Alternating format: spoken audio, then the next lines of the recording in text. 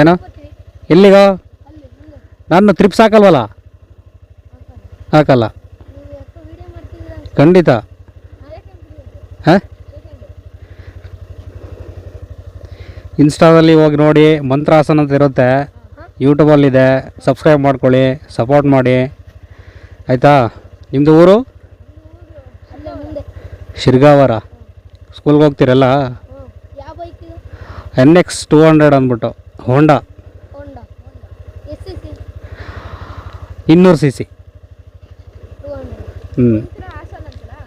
ಮಿಂತ್ರ ಅಲ್ಲ, ಮಂತ್ರ ಹಾಸನ್.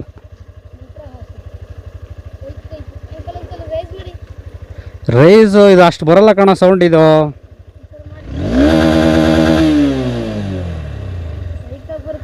ಸೈಕಾಗಿ ಬರುತ್ತಾ? ನೀನು ಓದಿ ಒಳ್ಳೆ ಕೆಲಸ ತಗೊಂಡ್ರೆ ನೀನು ತೊಗೋಬೋದು ಈ ಥರದ ಗಾಡಿನ. ಡ್ಯೂಕ್ 390 ಇಷ್ಟನಾ? ನೀನು ದೊಡ್ಡವನಾದ್ಮೇಲೆ ತಗೋ ಆಯಿತಾ. ಮಂತ್ರ ಹಾಸನ್ನೇ.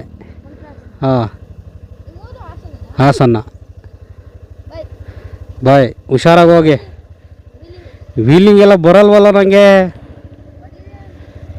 ಬರಲ್ಲ ಕಣ, ಬರಲ್ಲ. ನೋಡಿ, ಚಿಕ್ಕ ವಯಸ್ಸಿಗೆ ಎಂತೆಂಥ ಡ್ರೀಮ್ ಇಟ್ಕೊಂಡಿರ್ತಾರೆ. ಆ ಹುಡುಗನಿಗೆ ಡ್ಯೂಕ್ 390 ಇಷ್ಟ ಅಂತೆ. ಆಸೆಗಳಿಗೆ ಮಿತಿ ಇಲ್ಲ ಅಂತ ಒಂದು ಸಾಂಗ್ ಇದೆ ನೋಡಿ. ಖಂಡಿತ ಆಸೆಗಳಿಗೆ ಮಿತಿ ಇಲ್ಲ.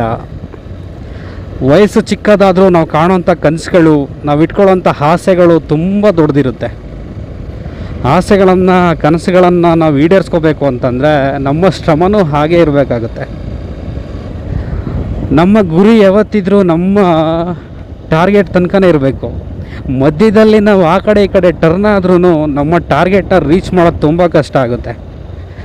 ಮತ್ತು ಇನ್ನೊಂದು, ತಂದೆ ತಾಯಿ ಮಾತನ್ನ ಕೇಳಬೇಕಾಗುತ್ತೆ. ಇವತ್ತಿಗೂ ಎಷ್ಟೋ ಜನ ತಂದೆ ತಾಯಿ ಮಾತು ಕೇಳಲ್ಲ, ಅದರಲ್ಲಿ ನಾನು ಒಬ್ಬ ಕೂಡ. ಆ ತಂದೆ ತಾಯಿ ಮಾತು ಕೇಳಿದ್ರೆ ನಮ್ಮ ಜೀವನ ಉಜ್ವಲವಾಗಿರುತ್ತೆ, ತುಂಬ ಸುಂದರವಾಗಿರುತ್ತೆ. ಕೊನೆಗೆ ಎಲ್ಲ ಮುಗಿಸ್ಕೊಂಡು ಜೀವನದಲ್ಲಿ ಸಾಕು, ಈ ಜೀವನನೇ ಬೇಡ ಅಂತ ಅಂದ್ಕೊಂಡು ಸಾಯೋ ಮಟ್ಟಿಗೆಲ್ಲ ಹೋಗ್ಬಿಟ್ಟು ಕೊನೆಗೆ ಎಲ್ಲರಿಂದನೂ ಮೋಸ ಹೋಗಿ ಮತ್ತೆ ನಾವು ಹೋಗೋದೆಲ್ಲಿ ಹೇಳಿ? ತಂದೆ ತಾಯಿ ಹತ್ರನೇ.